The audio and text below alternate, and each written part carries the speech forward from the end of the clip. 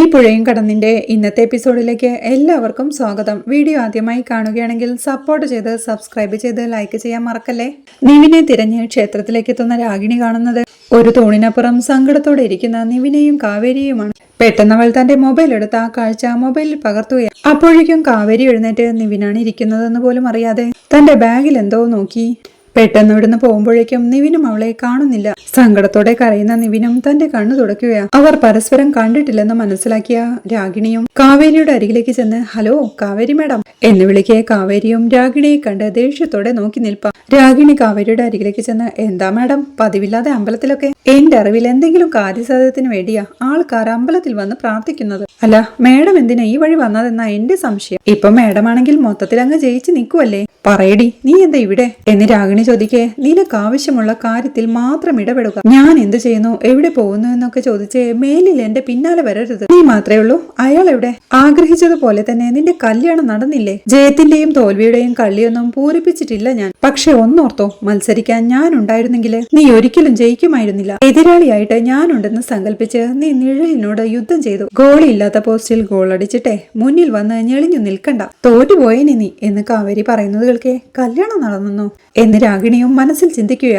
ഇനി നിനക്ക് നിന്റെ വഴി, എനിക്ക് എന്റെ വഴി. എന്റെ ഇപ്പോഴത്തെ അവസ്ഥയിൽ ചൊറിഞ്ഞോണ്ട് വന്നാൽ നിന്നെ നിന്റെ അച്ഛനെയും കൂടി അരച്ചു കലക്കി കുടിക്കും ഞാൻ. പോ, നീ നിന്റെ പാട് നോക്കിപ്പോ എന്ന് പറഞ്ഞ് കാവേരി അവിടുന്ന് പോവുകയാണ്. രാഗിണിയും ചിരിയോടെ മനസ്സിൽ ചിന്തിക്കുന്നുണ്ട്. അപ്പോ ഞാനും നിവിനുമായിട്ടുള്ള കല്യാണം കഴിഞ്ഞെന്നാ ഇവള് വിചാരിച്ചിരിക്കുന്നത്. യെസ്, നിവിനെ അവള് കണ്ടിട്ടുമില്ല എന്ന് സന്തോഷത്തോടെ മനസ്സിൽ പറഞ്ഞവൾ നിവിന്റെ അരികിലേക്ക് ചെല്ലുകയാണ്. നിവിൻ അപ്പോഴും മൊബൈലിൽ കാവേരിയുടെ ഫോട്ടോയും നോക്കി സങ്കടത്തോടെ ഇരിപ്പാം. മൊബൈലിൽ കാവേരിയുടെ ഫോട്ടോ കാണുന്ന രാഗിണിയും ദേഷ്യത്തോടെ അവനെ ഒന്ന് നോക്കി അവന്റെ അരികിലേക്ക് ചിരിയോടെ ചെന്നിരുന്ന് നിവിൻ എന്ന് വിളിക്കുമ്പോഴേക്കും ഒരു ഞെട്ടലോടെ അവന് നോക്കുകയാണ്. നീ എന്താ ഇവിടെ എന്നവൻ അമ്പരപ്പോടെ ചോദിക്കേ. ഈ ജന്മം എന്റെ കയ്യിൽ നിന്ന് രക്ഷപ്പെട്ടു പോകുമെന്ന് നീ വിചാരിക്കേണ്ട നിവിൻ. ഞാൻ എവിടെയും വരും. നീ പാതാളത്തിൽ ഒളിച്ചാൽ അവിടെയും എന്നവൾ ചിരിയോടെ പറയേ. ശല്യം എന്ന് പറഞ്ഞ് നിവിൻ അവിടെ നിന്ന് എഴുന്നേറ്റ് പോവുകയാണ്. ഏയ് നിവിൻ എന്ന് വിളിച്ച് രാഗിണി അവന്റെ പുറകെ ചെന്ന് അവന്റെ കയ്യിൽ പിടിച്ചു നിർത്തി. അല്ല നിന്റെ മൊബൈലിൽ എന്താ വാൾപേപ്പറായിട്ട് ആ കാവേരിയുടെ ഫോട്ടോ എന്ന് ചോദിക്കേ. അല്ലാതെ പിന്നെ നിന്റെ ഫോട്ടോ വെക്കണോ എന്ന് ദേഷ്യത്തോടെ നിവിനും ചോദിക്കുന്നുണ്ട്. അതൊക്കെ ഞാൻ നിന്നെ കൊണ്ട് വെപ്പിച്ചോളാം. അല്ല എന്നെ കാണുമ്പോ നിന്റെ മുഖം എന്താടാ ചാണകത്തിൽ ചവിട്ട പോലെ ഇരിക്കുന്നത് എന്നവൾ ചോദിക്കേ. ചവിട്ടുന്നതേ ചാണകത്തിൽ ആയതുകൊണ്ട്. നിന്നെ നിന്റെ അച്ഛനെയും കാണുമ്പോഴേ എനിക്ക് ഒരേ ഫീലാ എന്നവനും പറയുന്നുണ്ട്. അത് കേൾക്കെ രാഗിണിയും ചിരിയോടെ ഇതൊക്കെ കേട്ട് മനസ്സുമടുത്ത് ഞാൻ നിന്റെ പിന്നാലെ നടക്കുന്നത് നിർത്തുമെന്നാണോ നീ വിചാരിച്ചേക്കുന്നത്? നാട്ടുകാരുടെയും ബന്ധുക്കളുടെയും ഒക്കെ മുന്നിൽ വെച്ച് നീ എന്നെ എന്തുമാത്രം അപമാനിച്ചു, എന്നിട്ടും പോയില്ല. പിന്നെയാ? അല്ല അതിരിക്കട്ടെ, എന്തായി നിന്റെ ട്രിവാൻഡ്രം എപ്പിസോഡ്? കാവേരിയെ കണ്ടു കിട്ടോ എന്നവളൊരു ചിരിയോടെ ചോദിക്കേ. കണ്ടു കിട്ടുമെന്ന് മാത്രമല്ല ഞങ്ങൾ രണ്ടാളും കല്യാണം കഴിക്കുകയും ചെയ്യും. കല്യാണം കഴിഞ്ഞ് ഞങ്ങൾ സുഖമായി ജീവിക്കുന്നത് ഞാൻ കാണിച്ചു തരും നിനക്കും നിന്റെ അച്ഛനും എന്നവൻ വാശിയോടെ പറയുന്നവൾക്ക് ഓ എന്ന് ചോദിച്ചവൾ ഒരു പരിഹാസത്തോടെ ചിരിക്കുകയും. എന്താടി ഒരു പരിഹാസം എന്ന് നിവിൻ ചോദിക്കും. നീ പറ, ഒരിക്കലും നടക്കാത്ത സ്വപ്നമാണെങ്കിലും പറയുന്നത് കേൾക്കാൻ നല്ല രസമുണ്ട് എന്നവൾ ചിരിയോടെ പറയേ. ഒരിക്കലും നടക്കാത്ത സ്വപ്നോ? ദേ ഈ ക്ഷേത്രത്തിലെ ഭഗവാനെ സാക്ഷി നിർത്തി പറയാ ഞാനും കാവേരിയും ഒരുമിച്ച് ജീവിക്കുമെന്ന്. ഇതെന്റെ വാശിയാടി.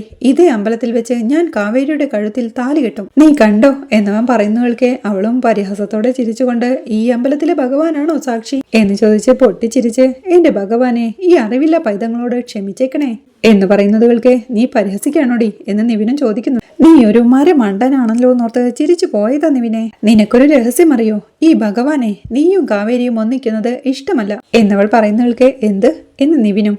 ഈ ശ്രീകോവിലിരിക്കുന്ന ഭഗവാൻ ഉണ്ടല്ലോ, കക്ഷിക്ക് നീയും കാവേരിയും ഒന്നിക്കുന്നത് ഇഷ്ടമല്ലെന്ന്. അത് കേട്ട് നിവിനും ദേഷ്യത്തോടെ എന്താടി പറഞ്ഞേ എന്ന് ചോദിക്കേ. നീ ഇങ്ങനെ ദേഷ്യപ്പെടാതെ, നിനക്ക് ഞാനൊരു സംഗതി കാണിച്ചു തരാവേ എന്ന് പറഞ്ഞവൾ നേരത്തെ മൊബൈലിൽ പകർത്തിയ ആ ഫോട്ടോ നിവിന് കാണിച്ചു കൊടുക്കുക. ഒരു തൂണിനപ്പുറവും ഇപ്പുറവും ഇരിക്കുന്ന കാവേരിയും താനും ആ ഫോട്ടോ നോക്കി സങ്കടത്തോടെ നിൽക്കുക നിവിനും. ഇവിടെ ഇതേ അമ്പലത്തിൽ നീ ഒന്ന് കൈ നീട്ടിയാ തൊടാവുന്ന ദൂരത്തിലായിരുന്നു കാവേരി ഇത്രയും നേരം. അവളൊന്ന് മുരടനക്കിയിരുന്നെങ്കിൽ നീ കേട്ടേനെ. എന്നിട്ട് കണ്ടതുമില്ല കേട്ടതുമില്ല. അതിന്റെ അർത്ഥം എന്താ? നീയും കാവേരിയും ഒന്നിക്കുന്നതേ ഭഗവാന് പോലും ഇഷ്ടമല്ലെന്ന് എന്ന് രാഗിണി പറയുമ്പോഴേക്കും നിവിൻ ചുറ്റുപാടും നോക്കി കാവേരി കാവേരി എന്ന് വിളിക്കുന്നു. നീ എന്തിനാടാ കാവേരി അന്വേഷിക്കുന്നത്? നിന്നെ കണ്ടാലും അവള് മൈൻഡ് ചെയ്യാനൊന്നും പോകുന്നില്ല. അല്ലെങ്കിൽ ഇപ്പോ നിന്നോട് സംസാരിക്കുമായിരുന്നല്ലോ എന്ന് രാഗിണി പറയുന്നവൾക്ക് കാവേരി എന്നെ കണ്ടെന്നോ, എന്നിട്ടും സംസാരിക്കാതെ പോയെന്നോ എന്ന് ചോദിച്ചവൻ കാവേരി കാവേരി എന്ന് വിളിച്ച് ആ ക്ഷേത്രത്തിൽ ചുറ്റും നടക്കുകയാണ്. രാഗിണിയും ദേഷ്യത്തോടെ അവിടെ തന്നെ നിൽപ്പാ. അവിടെ വീടിന്റെ ഉമ്മറത്ത് ടെൻഷനോടെ രാധമ്മ ഇരിക്കുമ്പോഴാണ് യമുന അങ്ങോട്ട് വന്ന് അച്ചമ്മേ കഴിക്കാൻ എടുക്കട്ടെ എന്ന് ചോദിക്കുന്നത്. വിശപ്പില്ലടിയെന്ന് രാധമ്മ പറയേ, അച്ചമ്മ ഇത് എന്ത് ഭാവിച്ച, നീള ട്രീറ്റ്മെന്റ് കഴിഞ്ഞ് വരുമ്പോഴേക്കും അച്ചമ്മ ഹോസ്പിറ്റലിൽ കയറുവോ എന്നവൾ ചോദിക്കേ. കഴിച്ചാ തൊണ്ടേ നിറങ്ങത്തില്ലടി എന്ന് അച്ചമ്മയും പറയുന്നുണ്ട്. എന്റെ പൊന്നച്ചമ്മേ, അച്ചമ്മയെ നല്ലതുപോലെ നോക്കണമെന്ന് പറഞ്ഞ് ഏൽപ്പിച്ചിട്ടാ നീള പോയത് എന്നവൾ പറയുന്നവൾക്ക് അച്ചമ്മയും കരച്ചിലോടെ എപ്പോഴും ഞാൻ അവളെ വഴക്കു പറയുമായിരുന്നടി, കൊട്ടൻ ചുക്കാതി തപ്പിയെടുത്ത് തരാത്തതിനും മൊബൈൽ നോക്കുന്നതിനുമൊക്കെ. പാവം എന്റെ കുഞ്ഞിപ്പോ ഹോസ്പിറ്റലിലാ. വേദനയൊക്കെ താങ്ങാനുള്ള കരുത്തുണ്ടാവോ അതിന്? ഒരു കുഞ്ഞു ജീവനല്ലേ, ആകപ്പാടെ എല്ലും തൊലിയും മാത്രമേ ഉള്ളൂ എന്ന് പറഞ്ഞ അച്ചമ്മ സങ്കടത്തോടെ കരയുമ്പോഴേക്കും അച്ചമ്മ പറഞ്ഞ് എന്നെ കൂടി കരയിപ്പിക്കാതെ എന്തു വന്നാലും നേരിടാനുള്ള കരുത്തുണ്ടാവണമെന്ന് അച്ചമ്മ തന്നെ അല്ലേ പറഞ്ഞിട്ടുള്ളത്. സങ്കടപ്പെടല്ലേ എന്ന് പറഞ്ഞ് അച്ചമ്മയെ ചേർത്ത് പിടിക്കുക യമുന. അപ്പോഴാണ് വിനീത് അങ്ങോട്ട് വരുന്നത്. അച്ചമ്മേ, ദേ വിനീതേട്ടൻ എന്ന് പറഞ്ഞ് യമുന വിനീതിന്റെ അരികിലേക്ക് ചെല്ലുമ്പോഴേക്കും ആകെ തകർന്ന അവസ്ഥയിൽ വിനീതും ഉമ്മറത്തേക്ക് കയറുകയാ. പണം കിട്ടിയോ വിനീതേട്ടാ എന്ന് യമുന ചോദിക്കും. പണോ? ഏത് പണം എന്ന് വിനീതും. കൊള്ളാം, ഏത് പണമെന്നല്ലേ? ജയപാലൻ തന്ന ചെക്കിലെ പണം അത് കിട്ടിയോ എന്ന് യമുന ചോദിക്കുന്നുണ്ട്. ആ കിട്ടി. ആ ഇല്ല കിട്ടിയില്ല. കിട്ടും, ഉറപ്പായിട്ടും കിട്ടും എന്നൊക്കെ വിനീത് വെപ്രാളത്തോടെ പറയുകയാ. കിട്ടിയിട്ടില്ലെന്ന് എനിക്കറിയാം, ഗംഗേച്ചി പറഞ്ഞല്ലോ നാളെ പണം കിട്ടുമെന്ന് എന്ന് യമുന പറയുന്നവൾക്ക് അമ്പരപ്പോടെ നോക്കി. നാളെയോ എന്ന് വിനീതും ചോദിക്കുന്നു. ആ നാളെ പണം കിട്ടുമെന്ന് കാവേരി ചേച്ചി ഗംഗേച്ചിയോട് പറഞ്ഞല്ലോ എന്ന് യമുന പറയുന്നവൾക്ക്. ഗംഗ ഇവിടെ ഉണ്ടോ എന്ന് വിനീത് ചോദിക്കുന്നുണ്ട്. ആ ഹോസ്പിറ്റലിൽ നിന്ന് ഇങ്ങോട്ട് വന്നല്ലോ എന്ന് യമുന പറയേ. എവിടെ എന്ന് വിനീതും ചോദിക്കുക. ചേച്ചി ദേ അവിടെ തുണി അലക്കുന്നുണ്ട് എന്ന് യമുന പറയേ. വിനീത് അകത്തേക്ക് കയറി പോവാൻ തുടങ്ങുകയാ. അത് കണ്ട് യമുനയും വിനീതിനെ വിളിച്ചു നിർത്തി. ഗംഗേച്ചി അന്വേഷിച്ചാണോ എന്ന് ചോദിക്കേ. അതെ അതെ എന്നവൻ പറയുന്നുണ്ട്. ഗംഗേച്ചി ദേ അവിടെയാ എന്ന് പറഞ്ഞവൾ പുറത്തേക്ക് ചൂണ്ടിക്കാണിച്ചു കൊടുക്കുമ്പോഴേക്കും വിനീത് ടെൻഷനോടെ അവളുടെ അടുത്തേക്ക് ഇറങ്ങി പോവുകയാ. അവൻ പോകുന്നതും ശ്രദ്ധിച്ച് യമുനയും അച്ചമ്മേ വിനീതേട്ടൻ ഇതെന്തു പറ്റി എന്ന് ചോദിക്കേ. നിളയവന്റെ അനിയത്തി അല്ലല്ലോടി, സ്വന്തം മോള് തന്നെയല്ലേ, അവൻ എങ്ങനെ സഹിക്കാൻ പറ്റുമടി എന്ന് ചോദിച്ച് സങ്കടത്തോടെ അച്ചമ്മ കരയുമ്പോഴേക്കും യമുനയും സങ്കടത്തോടെ കരയുക. ടെൻഷനോടെ വിനീത് ഗംഗയുടെ അടുത്തേക്ക് ചെല്ലുമ്പോഴേക്കും അവളും സംശയത്തോടെ വിനീതിനെ നോക്കി നിൽക്കുകയാ. എന്തു പറ്റി വിനീതേട്ടാ, ആകെ വല്ലാതിരിക്കുന്നല്ലോ എന്ന് ഗംഗ ചോദിക്കേ. എനിക്കൊരു തെറ്റ് പറ്റി ഗംഗേ എന്ന് വിനീത് പറയുന്നു. തെറ്റോ?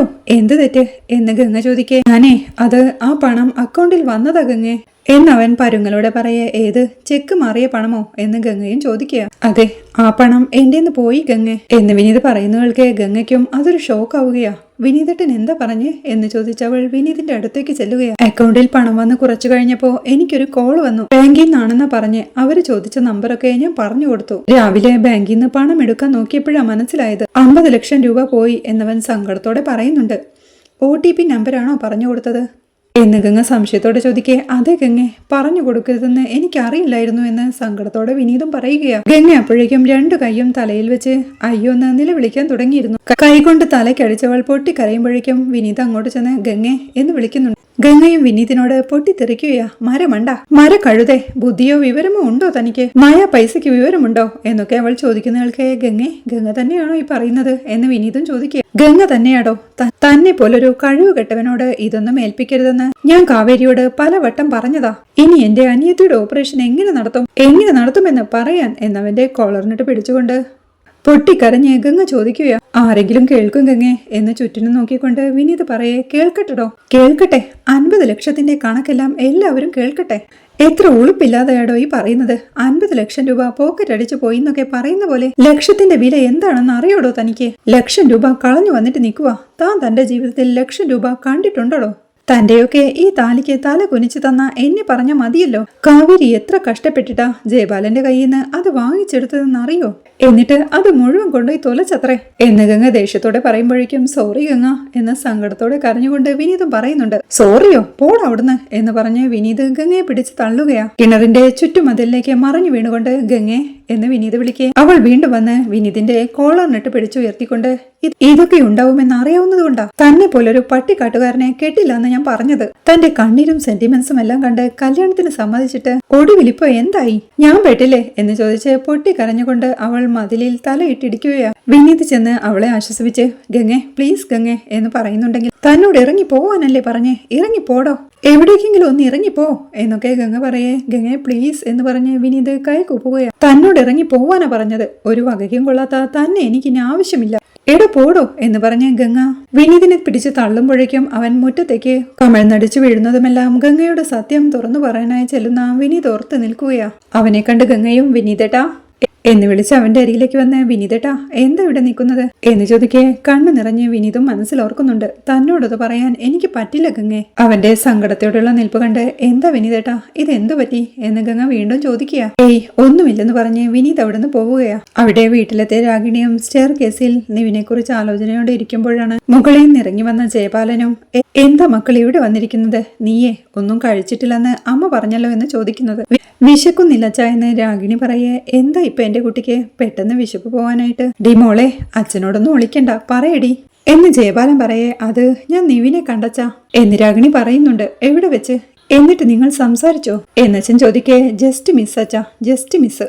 ഒരമ്പലത്തിൽ വെച്ചാ ഞാൻ അവനെ കണ്ടത്. അവനും കാവേരിയും ഒരേ അമ്പലത്തിലുണ്ടായിരുന്നു. തലനാരിഴയ്ക്ക അവര് തമ്മില് കാണാതെ പോയത്. Just miss. പിന്നെ എനിക്കൊരു കാര്യം മനസ്സിലായച്ച, എന്റെ നിവിന്റെയും കല്യാണം കഴിഞ്ഞെന്നാ കാവേരി കരുതിയിരിക്കുന്നത്. കല്യാണം മുടങ്ങിപ്പോയ കാര്യം അവൾ അറിഞ്ഞിട്ടില്ല എന്നവൾ പറയുന്നത് കേൾക്കേ. നേരാണോ മോളെ?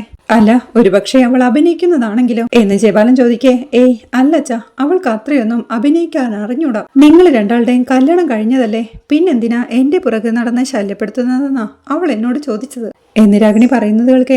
അതിന് നീ എവിടെ ശല്യപ്പെടുത്തിയെന്നാ എന്ന് ജയപാലൻ ചോദിക്കുക. ഞാൻ അവനെ ഫോളോ ചെയ്തത് നന്നായി അച്ഛ. ഒന്ന് ആലോചിച്ച് നോക്കിയേ. ഒന്ന് ഉച്ചയുയർത്തി സംസാരിച്ചാൽ കേൾക്കാവുന്ന അകലത്തിലായിരുന്നു അവര് രണ്ടുപേരും പരസ്പരം കണ്ടിരുന്നെങ്കിൽ എന്താവുമായിരുന്നു അച്ഛ? കാവേരിയോട് അവൻ പറയും കല്യാണം കഴിച്ചിട്ടില്ലെന്ന്. അവര് തമ്മിലുള്ള പ്രണയം വീണ്ടും മുട്ടിടും. ഒരുപക്ഷെ കല്യാണം പെട്ടെന്ന് തന്നെ കഴിയും. പുഷ്പവാടിയിലേക്ക് അവളെ അവൻ കൂട്ടിക്കൊണ്ടുവരും.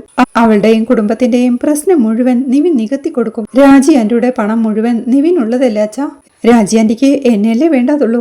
ഇനി അവൻ കാവേരിയെ സ്വീകരിച്ചാലോ? പിന്നെ അവരെല്ലാം സുഖമായിട്ട് ജീവിക്കും അച്ഛാ എന്ന് രാഗിണി ടെൻഷനോടെ പറയുന്നതുകൾക്കെ.